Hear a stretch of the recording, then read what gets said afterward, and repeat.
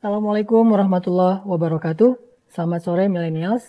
Nah, ini ada satu pertanyaan nih yang masuk ke DM saya. Sebetulnya pertanyaan kayak gini udah banyak sih yang nanyain tentang masalah Ustadz gimana kalau misalnya kita ada yang puasa tapi sholatnya belum benar gitu. Jadi puasa yes, sholat no gitu ya. Apakah puasanya sah padahal dia sholatnya nggak benar? Ada beberapa hal yang perlu kita coba renungin tentang masalah ini. Pertama, puasa dan sholat itu diantara rukun Islam. Jadi kita nggak bisa dibeda-bedain. Jangan sampai kita termasuk orang yang yu'minun nabi ba'dal kitab wa yakfuru nabi ba'. Mengimani sebagian dari Al-Quran dan mengingkari sebagian yang lain. Karena itu adalah salah satu kesalahannya orang-orang Yahudi. Mereka mengambil dari kitab Taurat mereka apa yang nyaman buat mereka dan meninggalkan yang berat buat mereka. Itu orang Yahudi banget. Terkenal sebagai bangsa yang bawel, Bani Israel itu. Makanya diturunkan lebih dari 1000 nabi kepada Bani Israel karena susah banget diatur. Dikasih syariat, yang ini diambil, yang itu ditinggalin. Tergantung moodnya dia. Satu orang dengan yang lain beda-beda. Lo apa? Gua sholat aja. Lo gua puasa aja. Lo gua zakat aja. Jadi masing-masing punya amalnya sendiri, yang lain ditinggalkan. Nah, ini Islam nggak kayak gitu. Udkhulu fis-silmi kafah. Masuklah kepada agama Allah secara utuh, bukan setengah-setengah.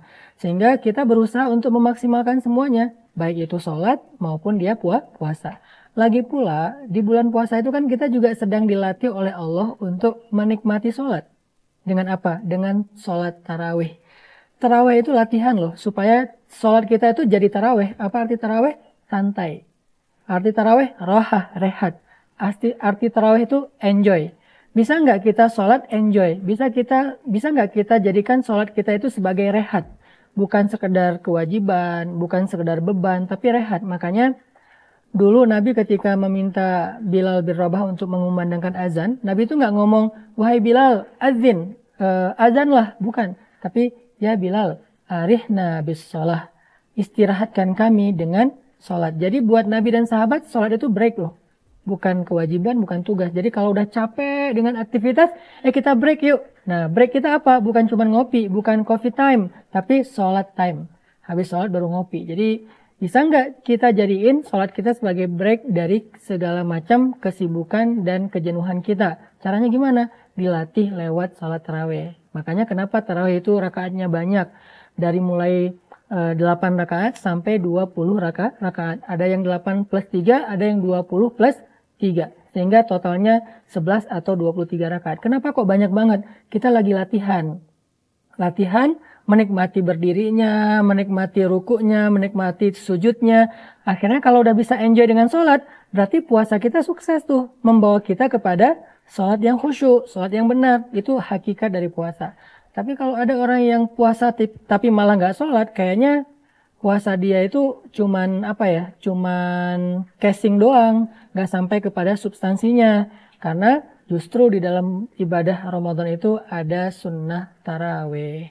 Makanya kenapa pas sholat tarawih itu imam dianjurkan yang suaranya bagus, yang bacaannya enak, sholatnya jangan buru-buru. Ada juga mungkin beberapa tempat yang ghairil maghdubi alaihim waladdallin, amin gitu ya. Nah, kan yang kayak buru-buru gitu kan, itu kayak exercise kali ya. Jadi kayak orang lagi lomba lari. Ya saya nggak berani komen, yang pasti tarawih itu harusnya santai. Kalau kita nggak sanggup 11 rakaat gimana Ustadz? Ya udah mulai dari 4 rakaat dulu deh. Nanti dilanjutin malam sendiri di rumah 4 rakaat lagi. Nggak harus semuanya di masjid juga. Yang penting kita coba bikin training aja, pembiasaan aja. Sampai beres Ramadan, sholat itu benar-benar break buat kita. Jadi kalau kita di kantor, di kampus, di sekolah, kita bilang sama teman kita, kita break yuk. Itu udah saling ngerti maksudnya sholat. Bukan break berarti kita ngopi atau ke kantin. Apalagi ke kantin, pesennya 3, bayarnya 1 ya. Nah ini kan bukan break banget nih. Makanya yuk kita jadiin sholat kita sebagai enjoy dalam kehidupan kita. Sebagaimana puasa adalah terapi, sholat juga penjemput rezeki. Barakallahu fikum. Kita ketemu lagi di episode berikutnya.